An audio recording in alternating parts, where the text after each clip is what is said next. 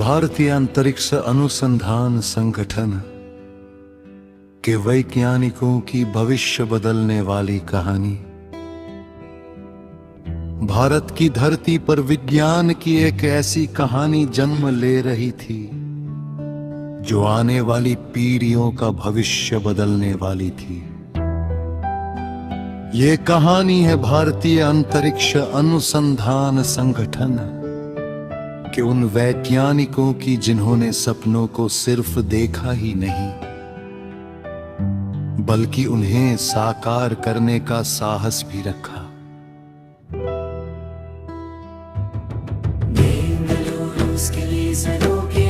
अनुसंधान केंद्र में एक विशेष परियोजना पर काम चल रहा था।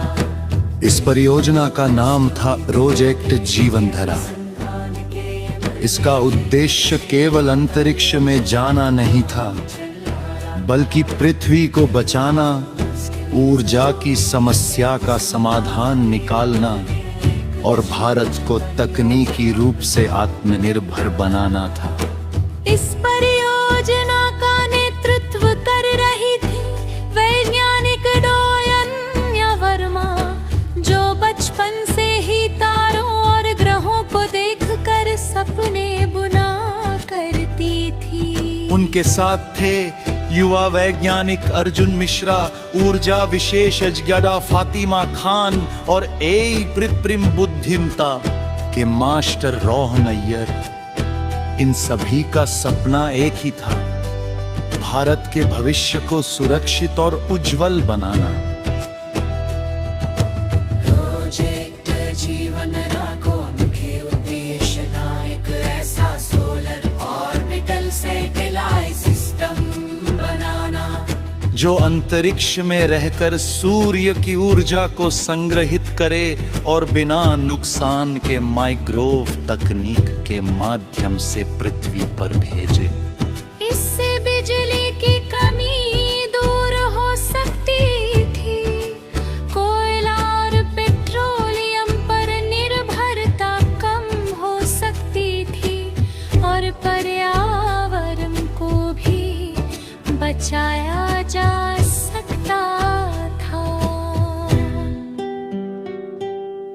लेकिन यह काम आसान नहीं था। इस परियोजना में कई चुनौतियां थी। अत्यधिक तापमान, सटीक कक्षा में सैटेलाइट को स्थिर रखना और ऊर्जा ट्रांसमिशन को सुरक्षित बनाना। कई बार प्रयोग असफल हुए, एक बार तो पूरा सिस्टम टेस्ट के दौरान फेल हो गया। उस दिन प्रयोगशाला में सन्नाटा छा गया। अर्जुन निराश होकर बोला, क्या हम सच में यह कर पाएंगे? डोयन्या ने मुस्कुराते हुए कहा, असफलता अंत नहीं है, यही तो सफलता की पहली सीढ़ी है। भारत ने हमेशा कठिनाइयों से सीख कर ही उड़ान भरी है। उन शब्दों में ऐसा विश्वास था कि पूरी टीम फिर से जोश में भर गई। महीनों की मेहनत, रातों की नींद की कुर्बानी और अनगिनत परीक्षणों के बाद आखिरकार वह दिन आया जब सैटेलाइट का प्रोटोटाइप तैयार हो गया। लॉन्च का दिन पूरे देश के लिए ऐतिहासिक था। टीवी चैनलों पर सीधा प्रसारण चल रहा था। बच्चों से लेकर बुजुर्गों तक सभी की निगाहें स्क्रीन पर टिकी थी।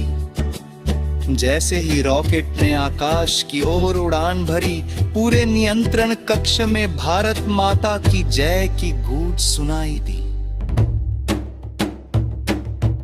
कुछ मिनटों बाद सैटेलाइट ने अपनी कक्षा में सफलतापूर्वक प्रवेश कर लिया।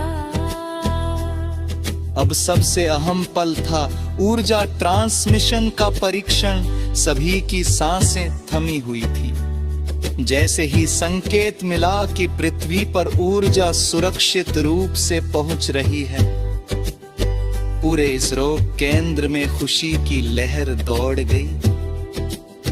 कई वैज्ञानिकों की आंखों में खुशी के आंसू थे।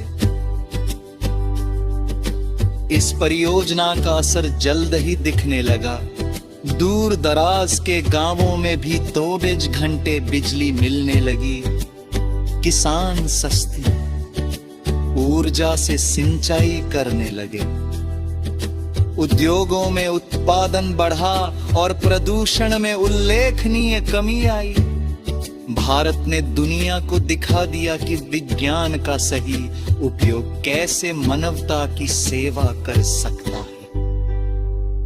लेकिन इसरो के वैज्ञानिक ही नहीं रुके, उन्होंने इस तकनीक का उपयोग आपदा प्रबंधन, जल संरक्षण और जलवायु परिवर्तन की निगरानी में भी करना शुरू कर दिया। सैटेलाइट से मिलने वाले डेटा की मदद से बाढ़, सुखाड़, चक्रवात जैसी आपदाओं की पहले से चेतावनी मिलने लगी, जिससे लाखों जानें बचाई जा सकी। एक दिन तोन्या एक स्कूल में बच्चों से बात कर रही थी। एक बच्चा ने पूछा, मेरा दिन क्या मैं ज्यादा वैज्ञानिक बन सकता? उन्होंने मुस्कुरा कर जवाब दिया, बिल्कुल, सपने देखो, मेहनत कर और अपने देश पर विश्वास रख। भारत का भविष्य तुम जैसे बच्चों की हार खेले।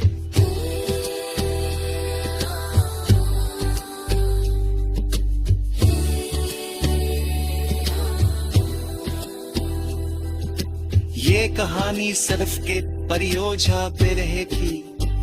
ये उस सोच की जो कहती है कि विज्ञान अब सबसे महान होता है जब बात समाज के काम है।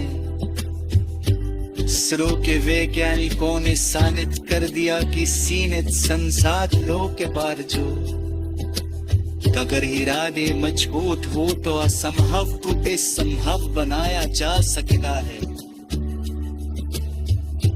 रोज एक जीवन धारा आने वाले वर्षों में पूरी दुनिया के लिए एक मिसाल बन गया और भारत से गर्व से कह सका, हमने भविष्य को सिर्फ देखा नहीं